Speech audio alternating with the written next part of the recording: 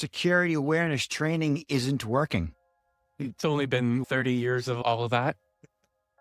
AI has truly stripped away all of the clumsy red flags of traditional fraud. Over the course of 3 months, they invested $600,000. They thought they were making 2.2 million when they went to cash out. And so when they went to cash out, everything and everyone just disappeared. The money was gone. Hey, Weirdo, welcome back. Today, my guest has been on the stage for 30 years across the country and has told audiences the exact same thing. Don't worry about the hackers, just do something and you'll be fine. But recently, that has changed. For the first time in 3 decades, he's officially worried. Robert Siciliano is a private investigator, a #1 best-selling author, and the CEO of Protect. We're not talking about firewalls or phishing simulations. We're talking about the human element. We're talking about why your CISO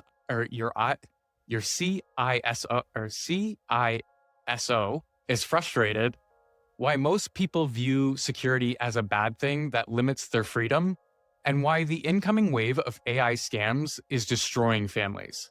Like the husband who lost $600,000 in a pig butchering scam and thought the president could just call Nigeria and to get it back. Robert is here to teach us about changed minds, changing hearts, and how to treat personal security the same way we treat getting a good night's sleep. Robert, welcome to the show. Hey, thank you so much. I appreciate the introduction. Before we get started, I really just want to ask you one question. What is a truth in your industry that people do not want to admit? Security awareness training isn't working. It's only been 30 years of all of that. Cybersecurity as we know it is only about 30 years-ish old. Back in the day when I think John McAfee created McAfee antivirus, I think I'm in like late 90s, right? If that. And phishing simulation training is around for 15 years, maybe, if that. So this is all relatively new to us.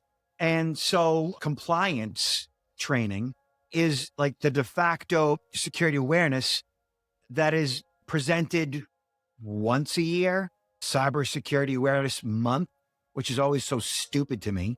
If anything, they might be doing micro e-learning, which is good. It's better.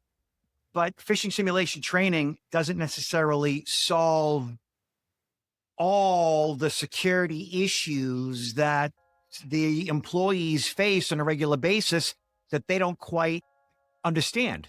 It's solving the problem to a degree of phishing, but that's about it. And why, so why now are you officially worried? Well, due to the fact that it's been so many years of me providing security awareness training, and time after time, my audiences, they do what I instruct. When I'm invited back and I ask audiences, like, how many of you are doing this?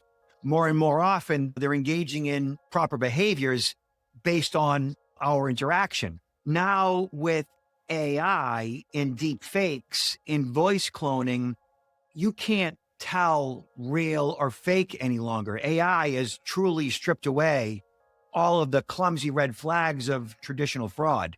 In the past, of course, criminals relied on what we call blunder force phishing, mass blasting emails riddled with scammer grammar. Today, AI allows for high precision impersonation at scale. Criminals now use what we call neural puppetry to create the perfect lie by scraping just seconds of audio and video from social media. And now voice cloning impersonates trusted sources, a spouse, a CEO, a child, an attorney. With, at this point, it's arguably 100% accuracy. And this weaponizes our biological default to trust, making deception feel 100% human. And then even worse, AI automates the grooming process using normalizing dialogue to build rapport with their victims. All those wrong number text messages we get, that's all grooming. There's a human at the other end, but they're administrating AI to keep the flow going 6 to 8 times a day to groom that potential victim into pig butchering scams. And to just put this in perspective for the audience, you see them all the time on social media, like the the farms with the phones, that used to be where those scams came from. You had hundreds of people in a data center swiping away, doing things, and now that's getting algorithmically amplified with AI. And this is interesting for me because back in the day, I was hosting a bot website for RuneScape to swipe people's accounts when I was younger. So like we've gone from the days where I used to manually have to like build a website to trick people to now we're cloning voices, we're cloning images, we're cloning every interaction that you can have digitally. And even I, as a professional, am getting confused. What's happening right now is awesome. It's awesome. It's awful, but it's awesome what's being done. The UN estimates that as many as 300,000 men and women are being held captive, essentially, victims of human trafficking in parts of India and Southeast Asia, against their will, obviously. And they're working 18 hours a day to scam us. They're beaten and tortured if they don't make their quotas. And these organized criminals are making $100 billion. And we aren't any more advanced as consumers and citizens regarding security awareness, digital literacy than we were 30 years ago. And I know this because these are the audiences that I speak to. Like the most common question that I get when I'm doing a live presentation in front of a group is, and these are like 30, 40, 50 somethings. How do I know what links are okay to click when I do a Google search? Like that's the most common question. People shouldn't be asking those questions. They should know the answer to that, or at least understand how to navigate those links, or understand that Google is serving up the best results on the first couple of pages of search based on your search query, keeping the search queries tight and making sure you have antivirus, and generally you should be fine regardless. But the fact that they asked that question just kind of gives you an idea of like, that's where the employee is at. And we're asking them to dissect a phishing email and look for all these telltale signs. When the reality of it is, you shouldn't really be looking for all these telltale signs more than you should just be going right to the source to determine if that source actually sent that email to you in the first place. So to break that down, just to give the audience a little bit more context, what that looks like in practice is me going to my email. If I got a bill, or if I get an email from a friend, from a website, or a connection on Facebook, instead of trusting the links in the email, I'll go directly to the websites and then go look at that information, because your notifications in those websites are true to what you're getting. Your email is no longer true to what is links you're receiving. There's too many ways to bypass that. Spoof. Yeah. So can you tell me a little bit more about the wealth manager who lost $600,000? Yeah. So, it's so sad. I am hired by financial service professionals all the time to go in and speak to their people. I just got a call on Sunday morning from a financial service professional who was just exasperated. He's like, how much are your presentations? Like, I just got this phone call and my client was on the phone with who he thought was the Department of Homeland Security in the US. And saying that all of his investments were at risk. $900,000 in investments was up for grabs and on the dark web. And the DHS employee was asking my client for their username and passcode to access their account to secure their finances. And my financial service professional client is trying to talk his client off the ledge, telling him, get off the phone. Don't communicate with this person. It is a scam. And the client just wouldn't believe him. He's like, no, this is the Department of Homeland Security. Like, it showed up in my caller ID, which is easy to spoof. Okay. So when that happens, I get called in to kind of get in front of the audience and say, okay, this is what's going on out there. This is what the phone calls look like. This is what the emails look like. This is what the text messages look like. These are the different scams. And the one specifically that you're talking about, I got called to speak in front of an audience of 1,000 people over the course of 2 days, 250 people each event over 2 days. And at the end, a couple, husband and wife in their mid-70s, come up to me which was the impetus of me being down there to speak, because the husband got an email from someone who he thought he knew and started to engage in dialogue with this person. And this person begins to say, hey, here are some screenshots of how much money I've been making in crypto. And the money was like 80% on his investment, right? And so, long story short, he started to invest. And the cryptocurrency scams, the pig butchering scams that we see today are no different than the Ponzi schemes. You're robbing Peter to pay Paul. It's an investment scheme that looks legit, and it's verified with paperwork. It's verified, in this case, with screenshots of what the app or the website looks like, and showing percentages of increase on investments and so forth. And so his first investment was like $1,000. And within a week, he made 1,500 and reinvested that. And he could have taken that money out if he wanted to. You rob Peter to pay Paul. They want to get as much out of you as possible. They fatten up the pig. Over time, they get you to invest tens of thousands of dollars, which is what he did. And he had the permission of his wife. Like, they were discussing this openly in their relationship. Over the course of 3 months, they invested $600,000. They thought they were making 2.2 million when they went to cash out. And so when they went to cash out, everything and everyone was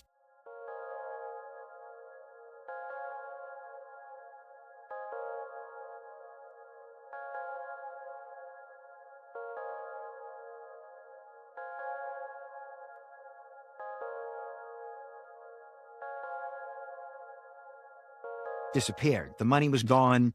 There was no website. There was no human on the other end to connect with. Like, it was just, everything evaporated. In this process, they liquidated all of their investments and they refinanced their own home.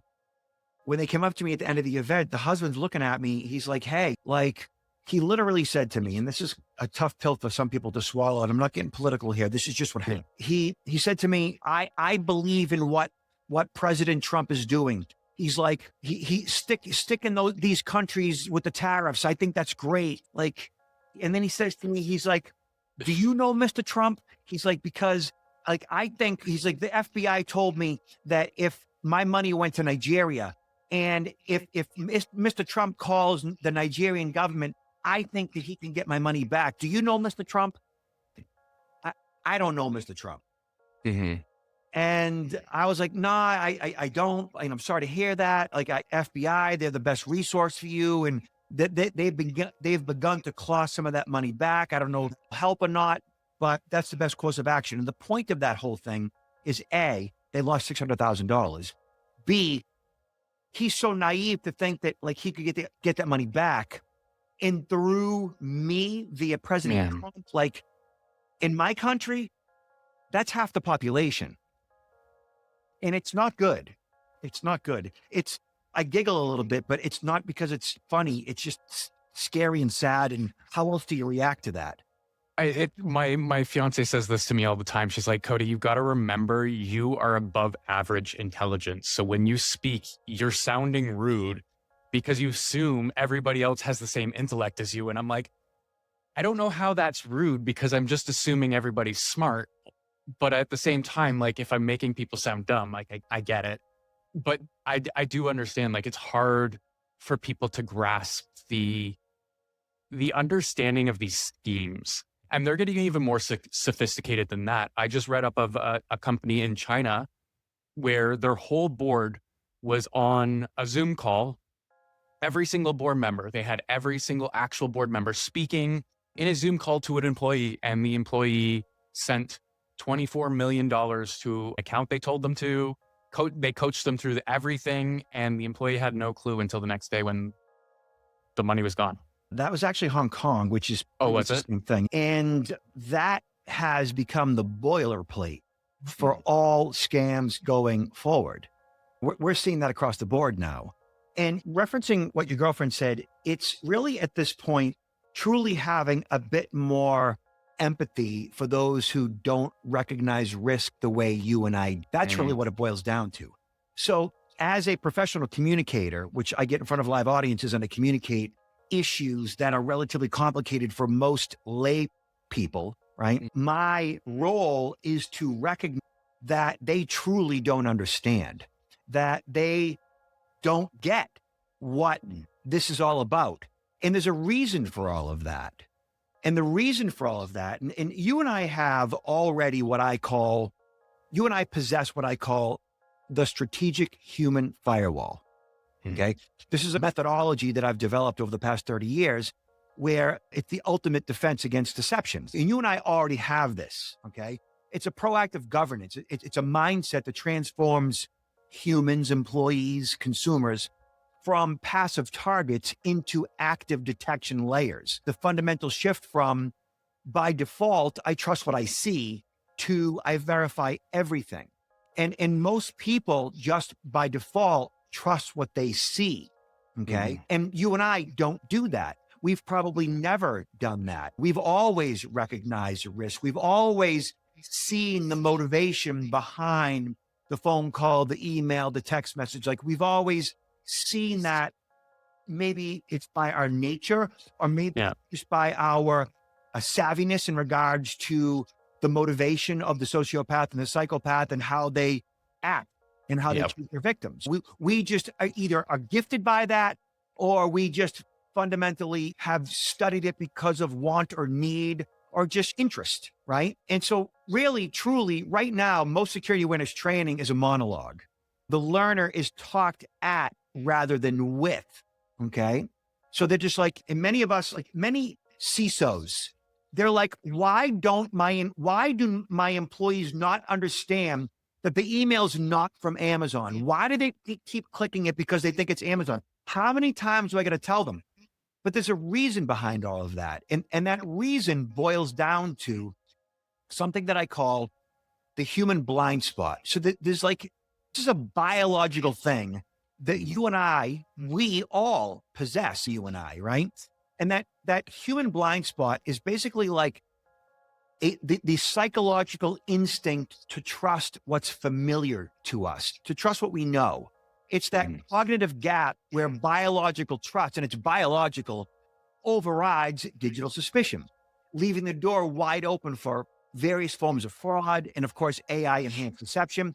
Think of like biological default to trust and the psychological shortcuts, the heuristics the criminals use to bypass human logic. Think of it that way. So, in other words, biological impulse, which we all possess, versus intellectual understanding, which is that internal conflict between our evolved survival instincts and our modern knowledge or lack of knowledge of digital risks. All of that dichotomy prevents us from effectively recognizing and managing risk. So most of the people that don't understand that Amazon email is not real, they don't want to believe that Amazon is bad because they've done so much business with Amazon to begin with.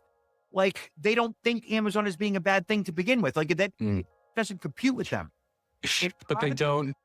Go ahead. They don't know that when they go to that website, there's only one pixel that actually comes from the Amazon website, so that it's verified on the everything that looks like. It'll verify it as Amazon, and then if you don't click that one pixel, all of your information is going to somewhere else. It's I used to do that all the time. I'm sorry. I'm actually writing a book about like this kind of thing, and I'm sorry for the people I did this to when I was young. Hey, listen, I work with CISOs on a pretty consistent basis, and they are at this point kind of exasperated. They reach out to me. They're like, we've been doing the phishing simulation training thing for so long, and at this point, all we want is our people to care. That's all. We just want them to care about security because, like, they don't. And what they're all stuck in is what I call the security fatigue caused by the compliance trap, which is where most companies are. Essentially, the compliance trap is bombarding employees with complex, impersonal rules that trigger security aversion, right? The compliance trap is a false sense of security felt by meeting regulatory requirements while the actual human behavior remains unchanged and vulnerable. Phishing simulation training is necessary and it's designed to fix the problem of phishing, but it fails to address the human where they're at, which is worry and fear and their resistance to security because they trust by default. And fundamentally, the compliance trap doesn't really make the employee care. What sometimes happens as a result is we engage in, and this has been going on all of my life, might see it too, blaming the victim, and in some cases, shaming the victim.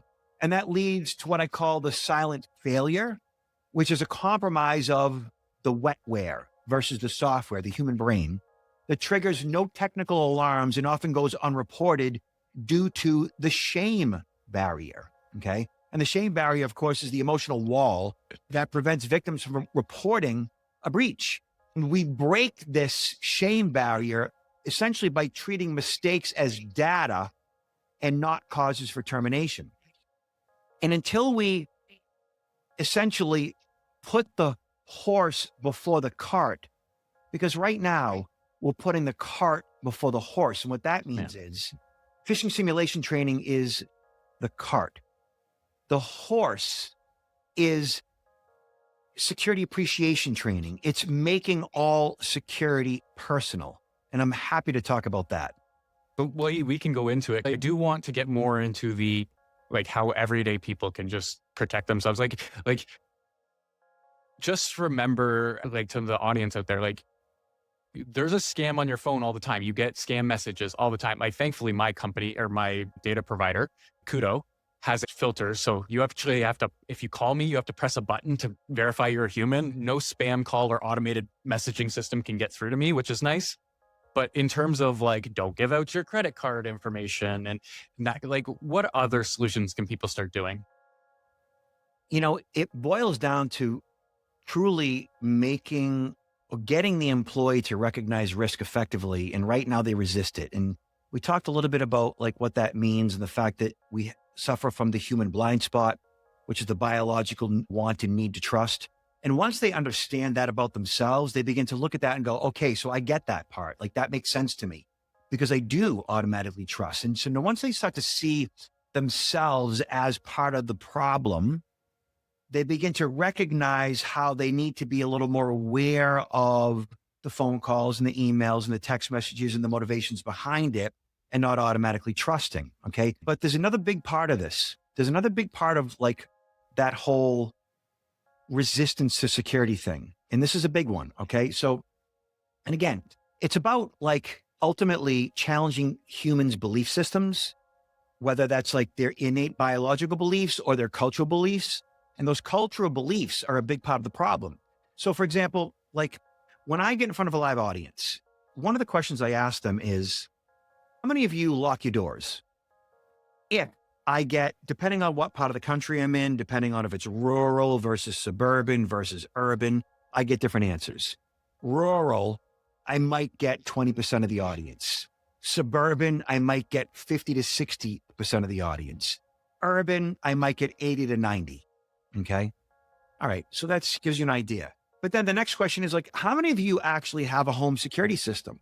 And so in the US every year, between like 1 million homes are burglarized, depending on the year, right? So like in the next decade, that's like 10 to 20 million homes burglarized in the next 10 years. And I tell them that. And I say, well, how many of you actually have a home security system?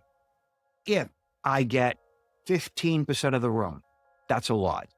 Okay. We're talking like an alarmed system that is monitored by Alarm Central, get a call, please show up, the whole thing, right? A basic system, like just installing your own cameras that are, if you're that security conscious, build your own solution. Yeah. And that is more than sufficient.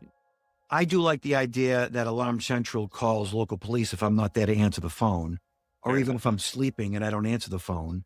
I like the idea that like Alarm Central gets a call and helps in the way. I like the idea that an alarm goes off that alerts an intruder that help is on the way. Fair enough. So that the answer to that question is like 15% of the room. And this is like, I've been doing this now for decades, and this is like across the board, wherever I am in the country. Okay.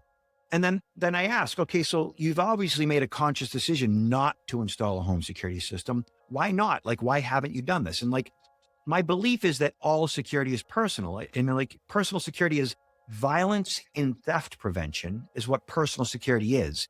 But like, what's more personal than your identity, your data, your dollars, your investments? So personal security really does morph into digital security as well. It just does. Okay. And so all security being personal also means home security and identity theft prevention and so forth. So in this dialogue, how many of you have this home security system? 15% of the room raise their hand. Why don't you? The hands start to go up. Oh, well, we don't have a home security system because we have insurance, as if insurance is going to protect you while you're sleeping, like not well thought Yeah. out. Oh, we don't have a home security system because my husband says if they're going to break in, they're going to break in. What are we going to do? So they're justifying not installing a home security system using fatalism, which many people don't engage in security practices because of fatalism. Okay. Mm. And there's a reason for that. And then the most common answer that I get is why don't you have a home security system? Is people say, I don't want to live like that. I don't want to have to worry. I don't want to live in fear. I just want to be free. I don't want to have to think about those things. So what is that? That's denial. Okay. They are literally openly choosing to deny the existence of bad actors. They're denying the existence of home burglaries and home invasions. They would prefer not to think about it, nor to do anything about it, to just trust that everybody is good. And so in this same line of questioning, I say, okay, which is true. I'm a guy that has like 20 plus security cameras. I've been collecting them over the years. I install them as they come in, right? Not outside my home in total. And so I asked them, I say, okay, so I'm a guy that's got 20 plus security cameras. So when you hear that, what might you think is my disposition, my core beliefs? Like I wake up every day, this guy's got 20 security cameras. He must be what? Paranoid. Paranoid. Okay. Which is the most common answer. Now, when we diagnose what paranoia actually is, it is medical communities diagnose it as a mental health. It is the false belief that others mean to do you harm, that others are out to get you, right? It is a mental health disorder, disease. Yeah. And when we as a culture, when we as a society, we assimilate and associate paranoia, essentially being out of control, with security, which is going towards control, why would you ever want security in your life if you think it's about worry and fear and thinking that people are out to get you, which kind of explains why people say, I don't want to live like that. I don't want to live in fear. So we have this very unhealthy relationship with security. It's funny that you mentioned that because it also extends to conspiracy theorists a little bit too, because as like just came out, all of these conspiracy theorists were right in the Epstein files and in all of these scenarios. They're just racking up points here being like, I was right. And these people aren't the paranoid ones, but they're the ones who were labeled as the paranoid ones. Paranoia is an insidious disease. I have a first cousin. Unfortunately, she has been suffering for this disease all of her life. And I think that right now we've lost touch with her. I think she might be living in her car because that's the only place that she feels safe. She's recently got divorced. She has no contact with her kids. Like her life is just unmanageable. And she truly is paranoid. And so the original question, like, how do people like get more of a handle on security? Well, it's first we have to dispel what security isn't. And we begin, and then once we do that, once we recognize that we trust by default, that we look at security in an unhealthy manner as something like paranoia, right? And now, once we dispel these, once we unravel all of that, unpack all of that, point all that out, kind of put security in its proper perspective, and then point out, this is how many homes are burglarized every year. And like a home security system is actually a smart investment when you think about it. And then break down, beginning with the password problem, right? The password problem has been going on since the beginning, and it's not getting any better until, of course, we all incorporate by default, because we have no choice, passkeys. But I don't like passkeys, just so everybody's aware. I do not appreciate passkeys. I like my passwords. I am not using passkeys either, but I do think that is ultimately going to be the solution to the password problem, whether we like it or not. And that's arguable. And the only reason why I think that is because the password problem is this. I get in front of a live audience. I ask 100 people, how many of you can honestly say you're using a different passcode across all your critical accounts? If I get 15% of the room to raise their hand, that's a lot, which means 85% are using the same passcode across multiple accounts. Then the next question is, how many of you are using two-factor authentication across all your critical accounts, including email, both at work and at home? If I get 20% of the room to raise their hand, that's a lot. So between passwords using the same passcode across multiple accounts and two-factor authentication, we're looking at 80 to 90% of the general public are engaged in extremely poor authentication access control habits. Okay. And then the next question is, well, how many of you are using a password manager? If I get 10% of the room to raise their hand, that's a lot. Okay. So truly 90% of the general public is engaged in extremely risky access control. All that being said, I tell them, did you know that as many as 15 billion of our passwords are on the dark web, which is a known stat? Now they're like, whoa, really? So my passwords are at risk? And I show them using various tools what it looks like and how many of us are using 1, 2, 3, 4, 5, 6, which is in the hundreds of millions. How many of us are using password as a password, which is in the tens of millions, and so on. And now they're like, whoa, okay, you've got my attention. And now you walk them through the process of setting up a password manager, never using the same passcode twice because the password manager creates long, strong passwords. Now you're beginning to show them and teach them how security works and the benefit of it. Okay. All that being said, there's my argument as to why pass keys are probably better, because the public is so clueless. They kind of need to be forced into it. People. I want to get into the part we started speaking before about preventative measures. So what did you want to ask me about the tool I was talking about? Well, you had mentioned something about OpenClaw and creating some type of an AI tool for seniors to recognize risk. So my OpenClaw is the great invention. I'm starting to work with it. I'm waiting for my PC to come in, but I have a Docker instance running it right now. But I feel like what it's going to be is the ability to add context to your Cloud bot and then have it as a protective agent. Essentially, you could program it to say, here are your set rules, and then basically spoof your own mailing address, like everything, to a separate address entirely, and have it protect your bounds. So it'll go through your email and say, okay, here's some links and here's something that are going on. I'm going to go check your real sites, make sure they have the access and everything. Then I'm going to send you an email that basically says, yes, this is approved, or send it through to a different access. I'm seeing a lot of these agents becoming more protective agents, personalized to the human. But that's the hard part, is we have to personalize it to each individual human. You just went over 90% or 98% of the general public's heads. Fair enough. So essentially what these bots are, so I'll break it down for people.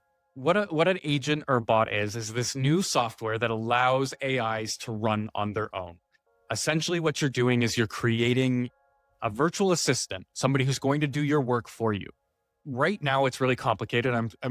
Everybody in the industry is trying to break down and make this easier for people to consume and work with. So it's getting there. But right now, what the goal is to build an AI agent that is literally just looking on your behalf. Like right now, developers are using it to do things like building their code base, building their tools, stuff like that. But eventually these tools can come right on your phone. They're going to be small enough to be available on your phone, and they're just going to have your back. They're going to understand who you are through your communications with it. They're going to understand what your limitations are. I'm actually writing a book called Bleeding Digital. I'll send you the manuscript after this, about how we can use AI to leverage the algorithm we've never had access to. The psychological programming that social media and the internet has programmed into us, AI is giving us the mirror to look at that to ourselves. Nice. So at some point, we're looking to build agents that just look over people. And their whole goal is just to protect the individual user. Got it. And part of protecting that individual user is from their actions, right? It's to inform and educate them on the fly as to what they're looking at and what the actions that are requested to be taken are and how that might harm them, right? To kind of act as a middleman, so to speak, to interrupt, a pattern to interrupt as to what's occurring right now, to go between their emotional response and their intellectual understanding and bridge that gap. What we've seen over the past couple of decades with most of the phishing emails today are various forms of manufactured urgency and all these various tactics of immediacy, fear of loss, impersonating authority figures like CEOs or government agencies to threaten legal action or account shutoffs. We've seen impending expiration, claiming for like a real estate agent or a buyer, a closing is going to fall through or a once in a lifetime opportunity is going to vanish if the funds aren't moved instantly, stuff like that. Emergency crises all over the place. Voice cloning, which is really has me worried, to impersonate a colleague, a loved one, partner in dire crises, right? We just react and respond emotionally because that's what we're programmed to do. And in the digital age, so to speak, we've been doing this now for 30 years. And for many of us that are in our, say, 50s and 60s, we've grown up trusting the written word. What's in a book? What's in a magazine? Remember magazines? What's in an article in a newspaper? We trust New York Times and Wall Street Journal. So the written word is something that we generally trust by default. And now we see the written word on a screen. We still see those written words as something that we probably want to or need to trust. Many of us are becoming more aware of misinformation and disinformation and outright fraud, but still, there's a big part of our population that doesn't. Along with television, remember that? We watch television, TV shows that would appear weekly, nightly in the news and so forth. We just trust what we see on video. Now we just trust streaming video. And all of that is a bit there's too much trust going on there. And so now the biggest concern that I have, getting back to that couple, the financial service professional hired me to speak to essentially in their 70s that lost 600 grand, that generation, baby boomers, the greatest generation, even my great grandparents and so forth, they are the most moneyed humans on the planet right now. Okay. Baby boomers, and everybody's going to be coming after them. Oh, they are coming after them. So most people don't recognize this or know about this. There's essentially right now, the greatest transfer of wealth in the history of humanity is taking place right now. And that transfer of wealth is about $124 trillion of wealth.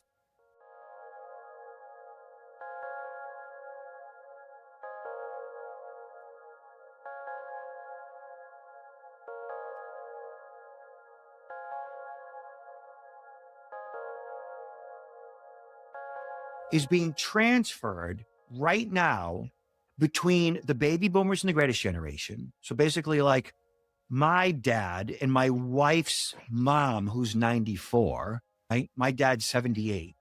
All their money is being transferred to me.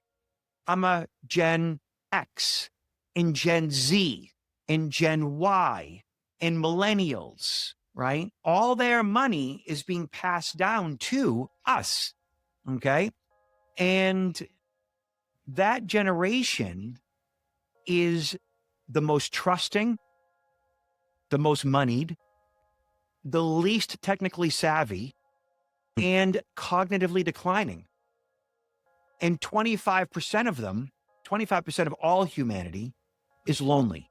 25% of all humans wake up every day lonely. That's natural. That's normal. It's really bad. I live in a town where we have I think 4 or 5 retirement homes, and the loneliness is quite extensive out here. We actually have a lot of groups now that are doing like 50 plus just to bring people together. Because yeah, the loneliness population is really bad because they lose their partners early, and then they've got nothing to sustain them. My grandmother is kind of one of those people as well. The other side to it I want to bring in is this is a great opportunity for anybody else who wants to find something to build, and that's skipping the technology portion of technology for that generation. We should be giving them instant access to AI tools that help, not AI tools, but building them AI tools that help them translate what they're doing into digital data we can use as well. So we should be like, there is so much lost knowledge we're going to have when they die, and we haven't gathered it because they haven't posted online. They don't talk about what they do. They did everything offline, like skills, trainings, all these things will be lost because they never understood. We never taught them the digital literacy. They didn't catalog it. So they call it the pain and the ache of loneliness, and they refer to it similarly to hunger pains. So hunger pains are within us by default. So humans will gravitate towards food. So we would forage. We have thirst. So we would consume fluids to hydrate our bodies. We have loneliness pains so that we would gravitate towards other humans. So we would procreate. Like that's all natural and it's all normal. But after a certain period, that loneliness pains don't actually help us at all. They hurt us in a number of ways. And similarly to hunger pains, like when you're really, really, really hungry, like and then all of a sudden you're presented with food, don't you eat like a little more voraciously, like a little faster, like a little crazier, right? I don't, but that's because I don't feel hunger, unfortunately. So lucky you. No, it's not. It's not lucky me, unfortunately. But so it is interesting. The pains and ache of loneliness, people will do almost anything to rid their bodies of that. And that means when they're on a dating site, when they get a text message or an email from someone, where there's any interaction that like there's somebody who's talking to me, they're making me feel whole. They're helping me get rid of these pains and aches of loneliness. That person then becomes their focus. And that person could be an AI bot that's being orchestrated by a human who's orchestrating 1,000 neural puppets. And that's where we're at right now. And those wrong number text messages are that. That's really what has me scared, because the couple that lost 600 grand, there's millions and millions and millions of those people right now that are being targeted, and they're losing billions of dollars every year. And unfortunately, the system only lets them like recover so much for them too, because I know like your bank's only 150 grand is recoverable, that kind of thing when you go through these scams. I actually, in my book, I'm kind of suspicious that our safety nets are one of the reasons that has caused this, not allowing us to like actually feel the fear and experience the pain is something that I think generationally could have helped people understand a little bit better. Hey, I lost everything. Here's a story about how you can avoid that. But I don't know, I'm maybe wistful thinking on that regard. Yeah, I think that we're a bit more simplistic in that regard, and that I don't know that we're ever going to really learn from our mistakes until we are able to change the culture around security awareness. Security awareness truly isn't working. The idea is to essentially go from security awareness to something that I call security appreciation. So think of it like this, like security awareness essentially from my perspective is intellectual. It's in your head. It's something that I understand. I recognize risk, but I don't necessarily do anything about it, right? So security appreciation truly is the shift from awareness, which is knowing, to appreciation, which is caring, right? When employees or consumers appreciate how security protects their own lives, behavior changes permanently. I call this the security appreciation gap. It's that chasm between an employee's intellectual understanding of risk, which is awareness again, and the emotional commitment to act on that knowledge, which is appreciation, right? Ultimately, I term this the kitchen table effect. It's the multiplier effect where successful training ends with the employees teaching the concepts to their family, cementing those lessons for life. Right now, phishing simulation training is the cart, and we're putting the cart before the horse. If companies engage in security appreciation training, which is what I do, which they can do too, which is putting the horse before the cart. It's making security personal to the user, as we had started to talk about. And truly, like, making security personal to the user is people protect what they love. And by making security personal, you're teaching the employee to protect their child's digital footprint, their own identity, their own bank account, managing their own passwords, protecting and setting up identity theft protection, or something called a credit freeze. Like, once you kind of take a step back and you make security personal to them, they begin to recognize risk more effectively. And like, when we get on the airplane and the flight attendant is providing the safety instructions, and she starts talking about the oxygen mask, what does the flight attendant tell the flyer to do in regards to the oxygen mask? Put it on first. Put it on yourself first. Why? Because you can't possibly help anybody else until you've taken care of yourself first. And that's important. We are a self-interested creature. And I think that the term selfish kind of gets a bad rap in that regard. I think being selfish is actually important. Like, we need to get a good night's sleep. We need to nourish our body with fluids and foods. We need to take care of ourselves. Like, you are a better parent if you take good care of yourself to take care of your kids. You're a better employee if you take care of yourself first, getting a good night's sleep and nourishing your body with good foods and fluids before you get to work, hygiene and the whole thing. And so when it comes to security, we're better at security if we take care of ourselves first.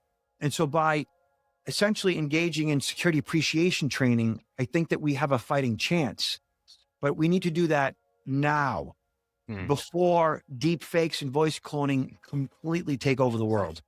And it's coming fast. Like, every day there's a new innovation. There's something. Like, I'm at the forefront and I'm still struggling to keep up. That's how much change there's happening. We are in the singularity. Everything's changing. I will put a descriptor of the singularity down there for people who don't understand. I know there's going to be a lot of those people. And I'm also going to put a link to another video in the top right corner here for everybody. And I'm going to connect you with him. I have another video coming on a guy who's gamified this system. So he made phishing and all of these security features a game for security things, and something engineers and companies can use to actually train people better. I think gamification is going a long way in teaching people things. Rewards are always the best incentive over the stick, right? Is there anything we missed talking in this conversation? You know, we've covered a lot of ground. I appreciate you, man. You're a smart guy. Other than, and you got to jump too, because I gotta jump. My domain, my website, if people want to find me, I'm on all the socials, of course. LinkedIn's great. Robert Siciliano, Siciliano. Otherwise, my website is protectnowllc.com, protectnowllc.com. Perfect. And I'll make sure all of the description is down below. And thank you very much for coming on. I hope everybody out there is interested. And if they need